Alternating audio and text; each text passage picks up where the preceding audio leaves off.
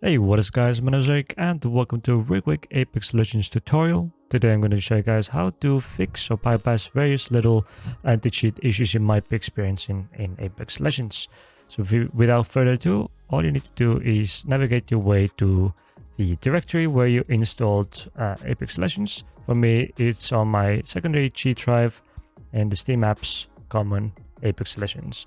From there, you need to find the EasyAntiCheat folder, and you should be able to see an application or exe file called EasyAntiCheat_setup. Right-click it, run as administrator, and it should select Apex Legends by default. If it doesn't, there's a drop-down option with all the games it supports, and from there you need to find Apex Legends. Then simply press Repair Service, wait for it to uninstall and reinstall EasyAntiCheat, and you're done. Press Finish and restart your game.